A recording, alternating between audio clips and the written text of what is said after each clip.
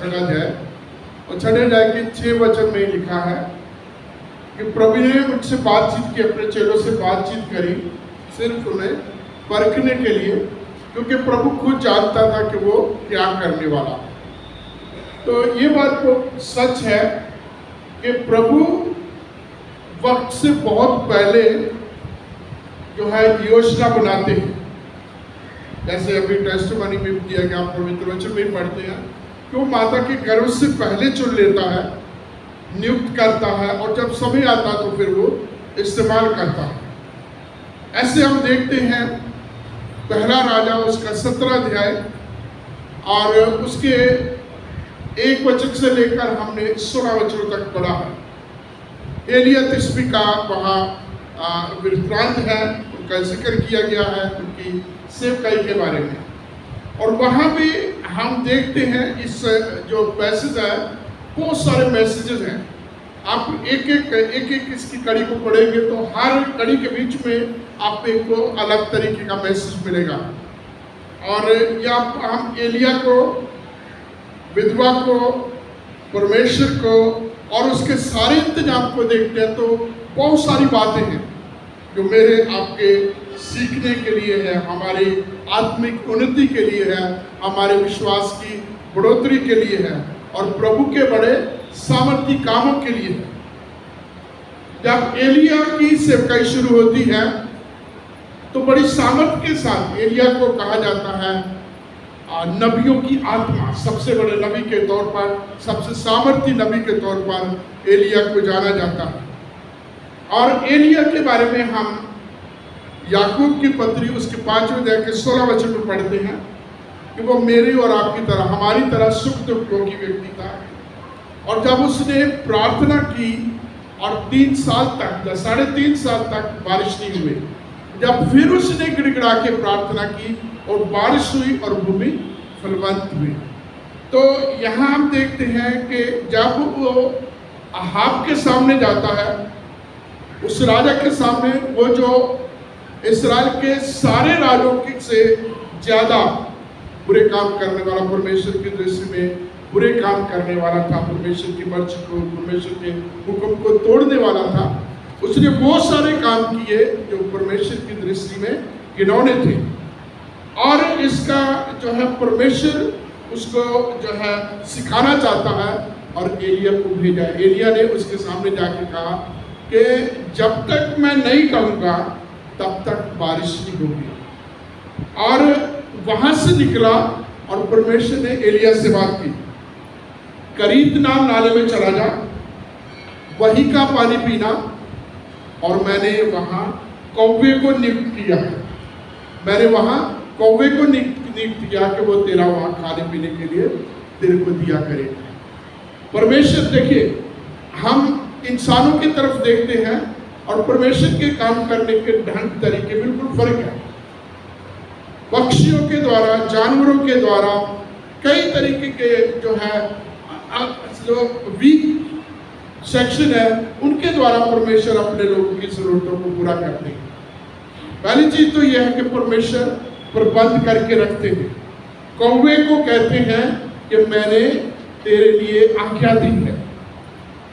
तेरे लिए मैंने किसको दी? कौवे को आगे। जब हमारे खुले घर हुआ करते थे और जब हमारे बाथरूम भी आज की तरह नहीं होते थे, खुले घर के कोने में हमारी वो छोटी चारदीवारी होती थी, ऊपर छत भी नहीं होती थी, वहाँ जब हम नहाते थे तो मेरे ज़माने में हम लाइफबॉय साबुन से नहाते थे, लाल रंग का होता था, और हम नहा के बाल्टी से नहाते होते, कौवा आता था, वो साबुन को उठा के ले जाता था। अब कौवा एक ऐसा है जो छीनने वाला है, उसकी नेचर, उसका स्वभाव ऐसा है जो छीनने वाला है, लेकिन परमेश्वर उसको इस्तेमाल करता है अपने दास की जरूरतों को पूरा करने के लिए। वो देखो, ऐसा खाना भी क्या जा रहा है, आपने पढ़ा है, राजा ने जो हमारे बीच में पढ़ा है उसमें पढ़ा गया है, जो परमेश्वर का पवित्र वचन कहता है कि कौवा वहां उसको मीट और रोटी दिया करता था, है ना। तो ये परमेश्वर ने पहले से प्रबंध किया। आगे क्या हुआ कि मूसा, एलिया के कहने के अनुसार वहां बारिश नहीं हुई और उस बारिश के कारण वो नाला सूख गया।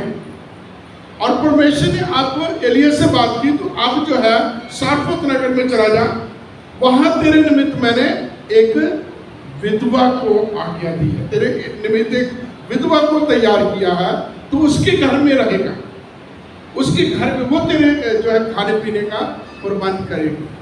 अभी देखो, जब हम एक विधवा की बात करते हैं, आज भी जब उस जमाने में जब ये बाइबल जिस लिखी गई है, विधवा एक वीकर सेक्शन को बताता है, जिसके पास बहुत सारी अभाव है, बहुत सारी कमियां हैं, जिसका पति नहीं है और उसके सामने बहुत सारी मुश्किलात हैं, और उससे ज़्यादा इलाके में अकाल पड़ा हुआ है, और अकाल की वजह से जो है लोगों के जो खेती बाड़ी उपज सारी की सारी बंद है।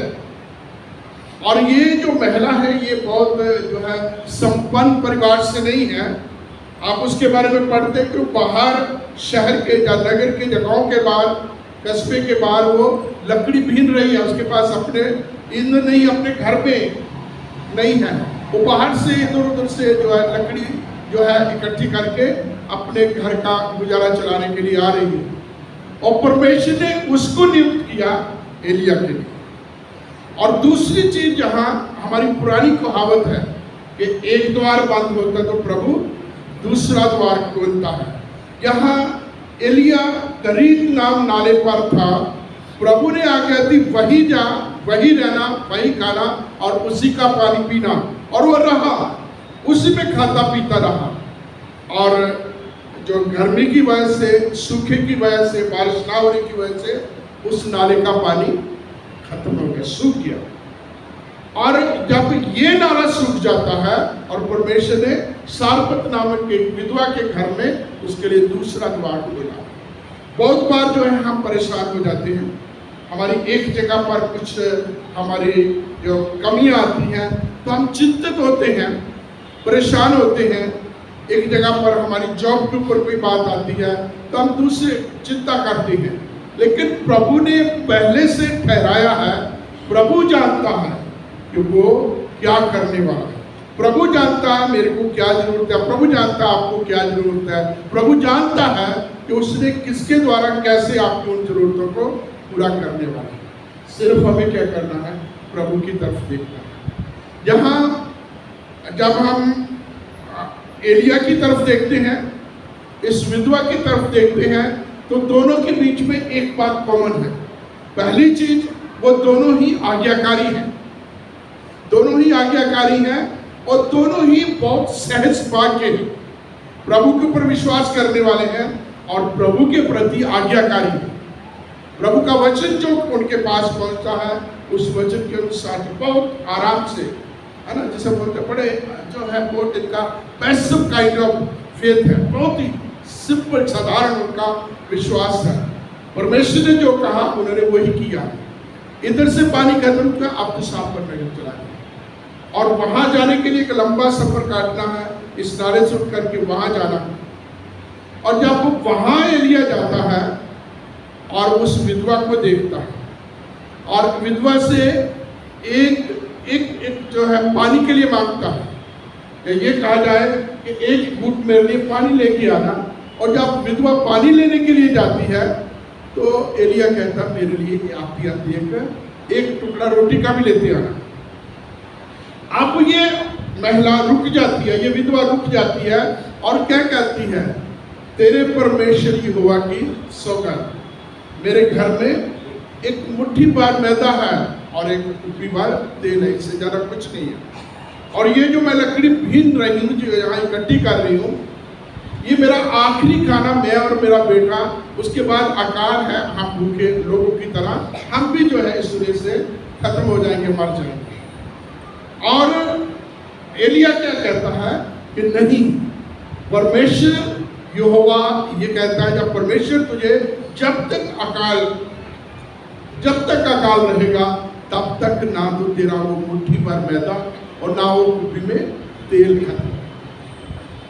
ये महिला जो बड़ी सुपरस्वादी है, अपनी स्थिति को बहुत ही अच्छे साफ तरीके से बताते हैं। सिर्फ यही है जिसे बोलते हैं ना, I have just enough, just enough, इतना ही है, इससे ज्यादा और कुछ नहीं है, आपको खिलाने के लिए मेरे पास कुछ नहीं है, just 1 meal for me and my son, इससे ज्यादा मेरे पास कुछ नहीं।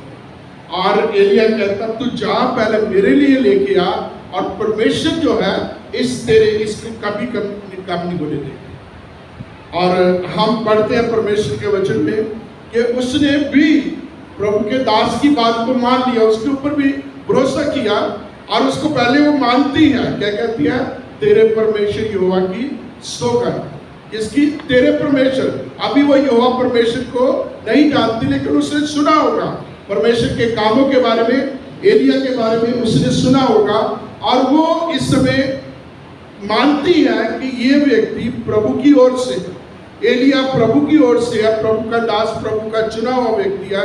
उसको कहती है तेरे परमेश्वर यहोवा की सौगंध, मेरे पास इतना ही है। और जब वो आगे उसको और समझाता है, और उसके ऊपर वो भरोसा करके, विश्वास करके अपने घर में ना सिर्फ पानी लेके आती है, बल्कि रोटी भी पका के लाती है। आगे हम पढ़ते हैं कि उस घर में जब तक अकाल पड़ा रहा, 3.5 साल का अकाल था, और ना तो उसका वो कुप्पी भर तेल और ना मुट्ठी भर उसका मैदा खत्म नहीं।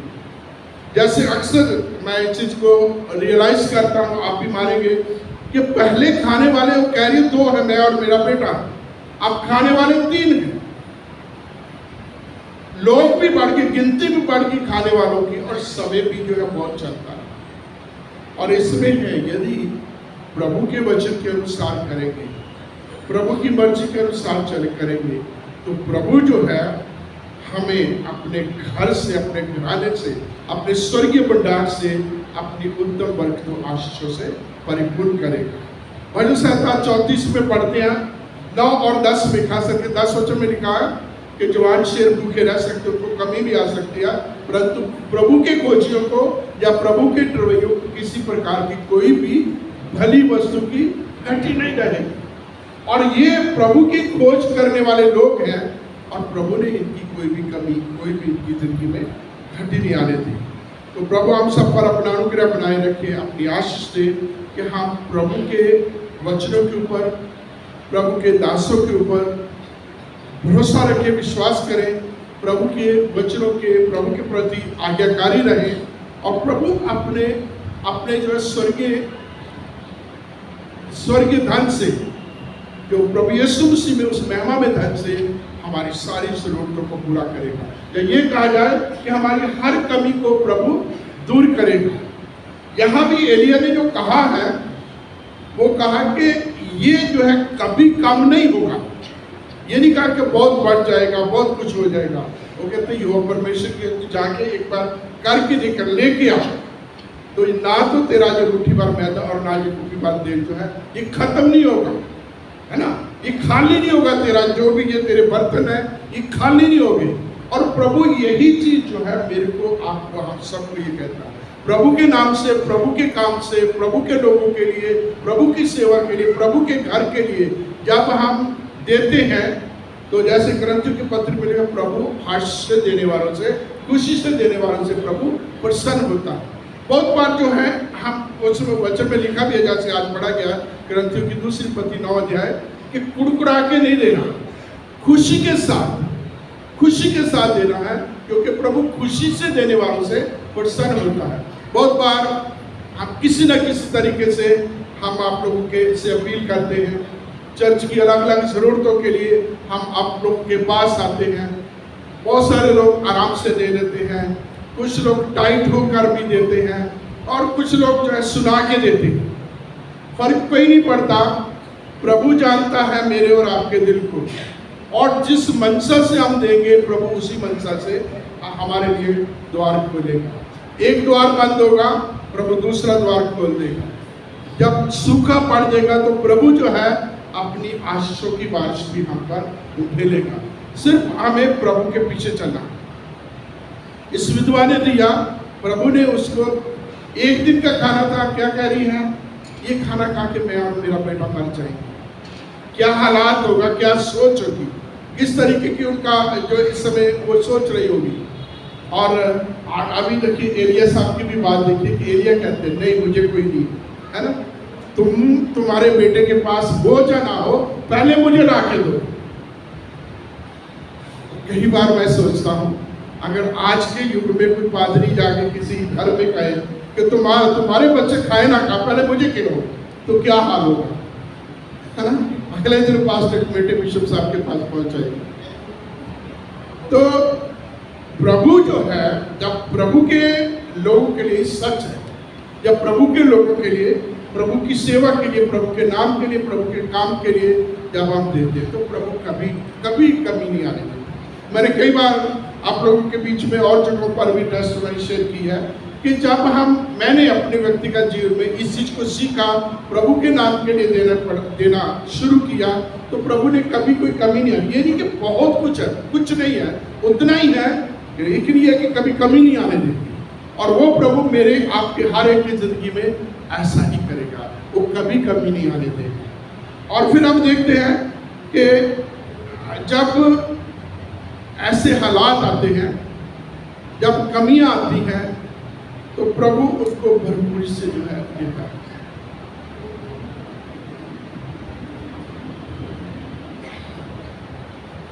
जब हम इस विधवा के बारे में देखते हैं, तो उसकी सबसे बड़ी बात है कि वो परमेश्वर के द्वारा तैयार की, पहले से नियुक्त की गई थी।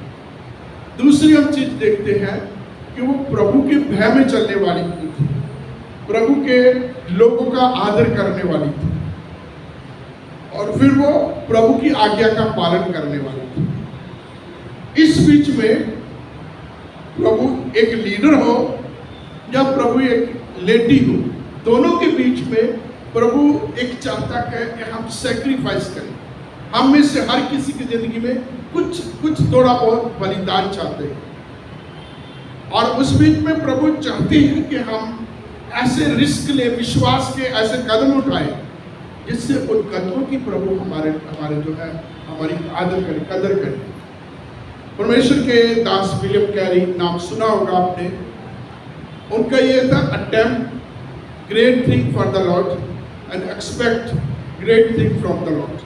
प्रभु के लिए बड़े बड़े काम करो और प्रभु से उत्तम आशीष पाने की आशीष करो। वो काउंसलर थे, और वो जानते हैं कि मैंने बहुत साधारण परिवार का था, और जब वो भारतवर्ष में आया, उनके द्वारा भारतवर्ष ने कितना काम, प्रिंटिंग प्रेस का काम उन्होंने शुरू कराया, भाषाओं का काम, बाइबल का ट्रांसलेशन उन्होंने किया। विलियम कैरी को जो है मेरे का 91 में भारतवर्ष ने उनका 200 साल का जो है जन्मदिन यहाँ मनाया था, भारतवर्ष की सरकार ने।